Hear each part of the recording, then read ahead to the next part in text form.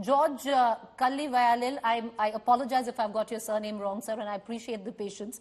But George, what do you make of the outreach where the Christian community is concerned? It's not a first. It happened on Christmas. It also happened in April, where the Prime Minister on Easter had gone to the church himself. So at least, even if it is optics, you seem that there is a connect. But do you see a disconnect there? Because there seems to be an approach, maybe, where the community is concerned to build bridges in Kerala, but in places like Karnataka, in Chhattisgarh, or even in Manipur, churches are being burned and there are atrocities against the Christians. So it's a dichotomy of sorts. Priti, I think you said it correctly. No, we welcome the Prime Minister's initiative. Whatever it be, a Prime Minister calling the Christian leaders for a lunch on a Christmas day is welcome. We welcome that. No doubt about it. Now, Prime Minister visited Sacred Heart Catholic Cathedral in the center of Delhi on the Easter day. No, he had a meeting with the top church leaders in Kerala, 8 leaders in Kerala in last April.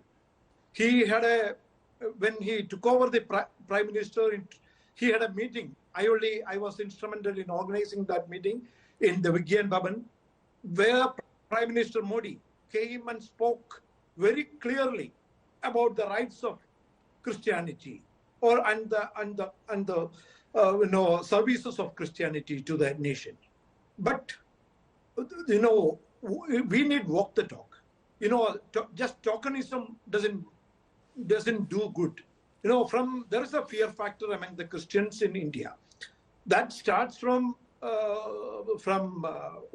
Graham Staines to or Father Stan Sami to so many other, from Kandamal to the attacks all over across country, across states, and it happens in many BJP ruled states, and many false cases are charged against Christians. Therefore, Christian community is in real fear of sidelining by the majority community or others. But what happens? The Prime Minister went to Vatican to invite our Holy Father Pope Francis. He invited him. He had a very good photo. But what happened after that?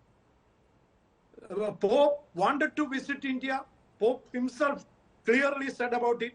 I was in the Pope's delegation to Myanmar and Bangladesh. In his paper,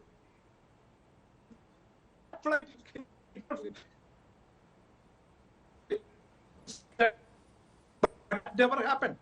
That never happened, not because of the inability of the Pope, but the politics of India, the RSS, of the Sangha Parivar never allowed it. I can say the 3 cardinals of Catholic Church, Cardinal Oswald Gracious, Cardinal George Aranjeri, and Cardinal Clemis Catholicos, met Prime Minister in Delhi and requested all these. Nothing happened after that. All right, but sir, may I ask you a follow-up question, because there is an election in order, and many political analysts are also along. Nobody is denying the fact that the Prime Minister has embarked on, on a mission to reach out to the minorities, and a lot of it is genuine, but it's also political. So therefore, the question that I ask you, where Kerala comes into play, do you see the outreach where Kerala Christians are concerned by the BJP, an attempt to also corner politically a vote share there? And do you agree that Kerala is ready for a switch? Because there are cardinals in Kerala who have come out and said that, going with the BJP could be a good option. Really, Christians in Kerala, especially, and in India, always welcome Prime Minister's initiative, because he is the head of the country. He is the Prime Minister of the country. But that doesn't mean that, the entire vote will shift in a day or in few months. The next 2024 elections is, not even 6 months away. Or it will be in 4 or 5 months. That time, if they need change because Christian doesn't believe in any vote bank politics. So you're saying it's work in progress, but you need to, as a community, see a lot more of not just the optics, but also walking the talk where it's concerned. All right. Absolutely. I'm just going to bring in Major Muhammad Ali Shah. Apologies, I'm coming to you last, but, nowhere the least, sir. But what do you make? Because there is an attempt, even, of course, where maybe representation you don't see where the Muslim community is concerned, but Shehzad's belted out enough numbers to suggest that this government is doing enough. Okay, Preeti, firstly, thank you for having me on your show. And I would like to begin by saying that the best country for minorities in this world is India, actually. And I can vouch for that with conviction, where people are judged on their credibility, firstly. Secondly, I would like to talk about discrimination slightly. You know, discrimination is a part of human nature. But who are people who are discriminated against? Not the minorities, but the weaker section. The ones who are uneducated, the ones who are less educated. And it's a fact that many of the minorities are uneducated. When I say minorities, I don't say the Muslims only. I mean the Sikhs, the Parsis, the Buddhists. We are all minorities now. Now, the very fact is, the outreach by the Prime Minister is a very, very welcome step. When he came to power in 2014, he said, Sabka Saath, Sabka Vishwas, Sabka Sahyog. So the very fact is, he is a very well-meaning Prime Minister. He's a good leader. He has led the country in a very, very good way forward. I have a small suggestion that, you spoke about Manipur over here, Preeti.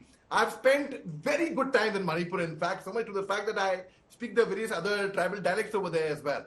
Now, the very fact is, you spoke about the churches being burnt in Manipur. Well, that is not a religious clash. It is an ethnic clash. They are Maite Christians as well. Not true.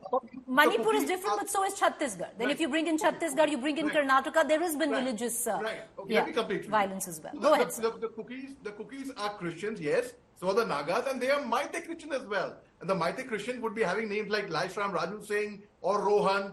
And just yesterday, we had on Diwali, the Maite didn't celebrate Diwali. Yesterday on Christmas, the cookies did not celebrate Christmas. And here we were talking about how Christians in Gaza did not celebrate Christmas.